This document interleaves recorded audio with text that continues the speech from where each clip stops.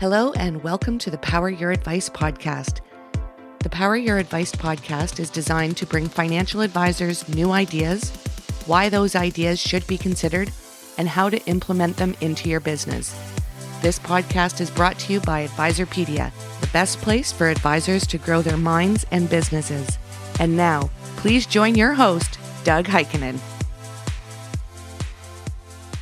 Hello, and we are live at the T3 conference in Denton, Texas, with Danielle White, who's the COO and owner of Myriad Advisor Solutions. Hello, Danielle. Hello. How are you? Good. You help advisors transition from their place of captivity to freedom of being RIAs. Yes. Last year, there was about 40,000 advisors that moved, and I'm not saying all these advisors moved from wirehouses to the RIA space. Is that something that you're seeing continuing in big numbers this year again? Yeah, absolutely. The market is definitely trending towards the RIA and independent broker-dealer space, and advisors' interest has just gone through the roof, and it's continuing to scale that way. And so we're the kind of intermediary for that interest and that move in general. What are some of the reasons you're seeing that advisors want to move from wirehouses to the land of the free? Yeah, absolutely. You spoke it right there is the word freedom. And they definitely want the freedom, and that freedom means something different to every advisor. So it's definitely something that the RIA space is trying to tap into and figure out what freedom means to those advisors. And so you get a different value proposition from each firm, and each advisor, kind of interviews and understands what that value proposition is with each firm. So I always like to say advisors are snowflakes, and people who listen to this podcast say that all the time. There's however many advisors are, they're all different. Absolutely. And that goes if you're a RIA or an IBD or in a wirehouse. But give me some of the fears that a captive advisor has about going RIA. Yeah, well, the number one is by far the fear of the unknown. Just not knowing the next steps, what to do, how to do it. Number two, I'd say, is going to be the cost. How do I get the startup capital? How do I pay for these things? Number three is probably, are my clients going to come with me? Are they going to follow me? And those are probably the top three fears that we see and that we can help alleviate and solve. But okay, you get past the fear, and then there's the mechanics of the whole thing. What are some of the mechanical things that they now have to think about, like, oh my gosh, am I going to work from home? And what else? Yeah, absolutely. So we walk through, the subject matters and all of the business 101, so to speak, with the advisors. So it starts with the real estate, and then you have the entity selection of, how am I going to actually incorporate and pay myself? Then you have, the HR benefits, payroll, technology, the marketing. What is my brand going to be? How am I going to brand myself and speak to my client and build that brand that, is truly mine and that I can leverage and grow with and ultimately, sell one day. All the way down to the office supplies. So there's all the little details that need to be addressed and handled throughout the process, but that's why you have partners such as Myriad to assist with, figuring out what those decisions are, what the dominoes are, so to speak, in the process, and making sure that they are, crossing their T's and dotting their I's. Do you help them with their branding? Yeah. We absolutely can assist with marketing. We have full in-house agency that we can help. Branding, website, stationery. If they don't even know their name, we can actually help develop, what that name would be. Do you usually recommend that they come up with a name or use their name, or does it depend? Yeah, so we see it both ways. So sometimes advisors will keep their last name, wealth management, wealth advisors, and move into the independent space with that. And then other times they want to kind of start over, start fresh, and have the brand that they can build off of. I don't know that there's a right or a wrong answer per se, but a lot of times when we're consulting, if they want to have their last name involved, we try and take it down, 4 or 5 years and say, do you want other advisors to come in? Do you want to be able to recruit advisors in?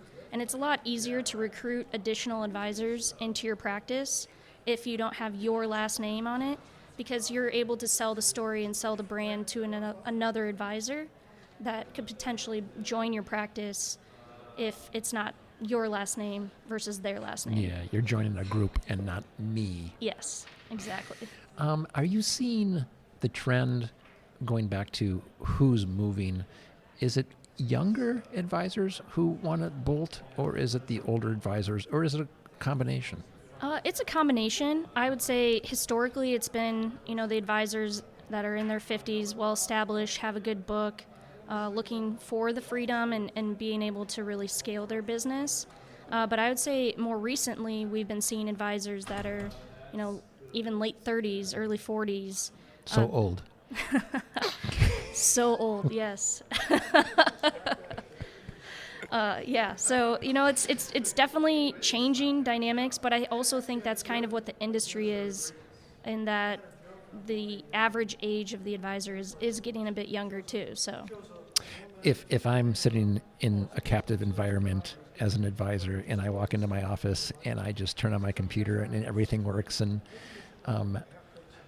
all the technology works, and then I think about taking that away from me and going into the unknown, would be one of the scariest things in the world.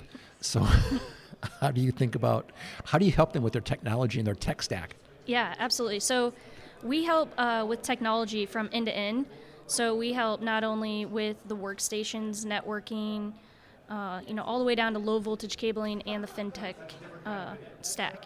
So it's a twofold, kind of answer. So we take best practices of what you should be doing in a business environment, as well as just a financial advisor environment. And this is an area we say do not cut corners, because this is your gateway to the world, and it's important that you're protecting the data and protecting your environment. And for the conversations we have with advisors, it's typically something we tell them to kind of take off the table from a worry standpoint, because that's our specialty. That's what we do day in and day out. We know exactly how it needs to be built, and we become your help desk after you move. So if there is any potential issue, we're able to assist and troubleshoot and handle that.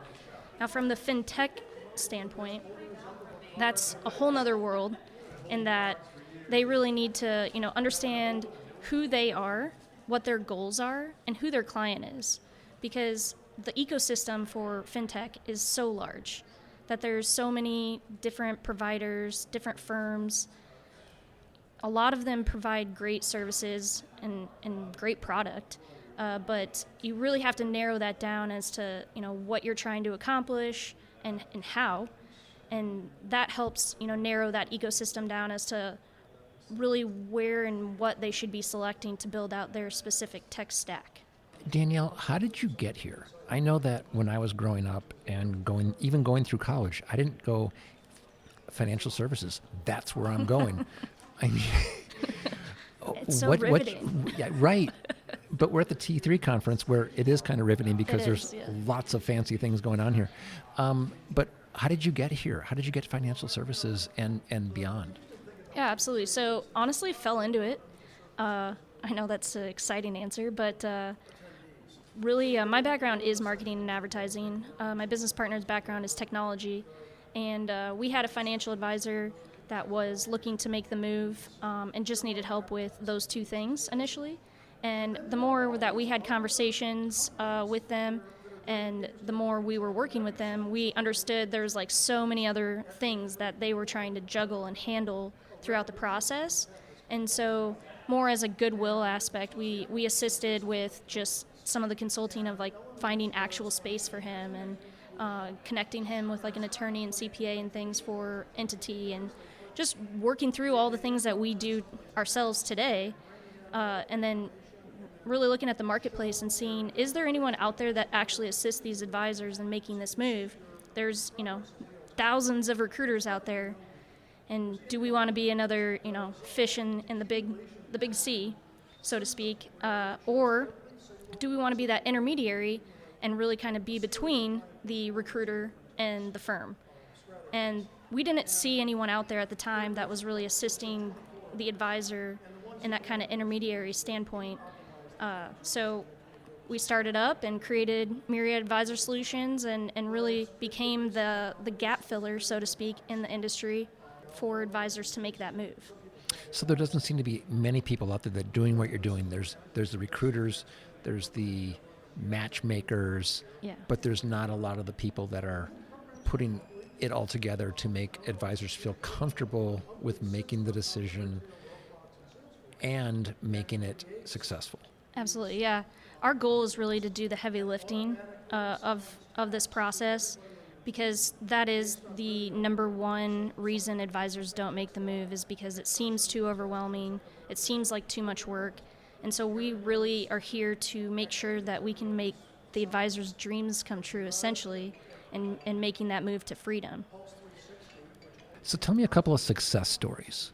Maybe advisors you took from the beginning, they meet you, to they're completely happy in their space, their name, their tech stack, everything. Yeah, absolutely. So one of my favorite ones is we took somebody from a captive environment. They were on the 4th floor of their building in Chicago with the firm, and we did a transition with them. It was about 90 days, and they ended up moving directly across the hall. So they quit their job and went into an up and running new business that they had created directly across the hall, and we kept it a secret, and the firm had no idea. You're over there building across the hall, Yeah. And then one day they just moved in. Yeah. So they quit at 8 a.m. on Friday, walked across the hall and to their up and running business, and I was like, wow, that takes That's super. That's Yeah. a great story. Yeah. So that one was a lot of fun, just because The clandestine of it. Yeah. Which usually they have to be, because they can't tell people they're leaving. Yeah. Yep. Yeah, absolutely. So that one always sticks out in my mind. And then another really fun one is we had a group that we opened in California, multiple locations, and it's just been really fun to watch them grow. So it's a little bit different of a success story in that not only were we able to successfully open them in multiple locations, but we've been able to see them almost grow 3 times since they've moved, which is kind of the dream of a lot of the advisors that make that move to independence, is to be able to grow their book and grow their business.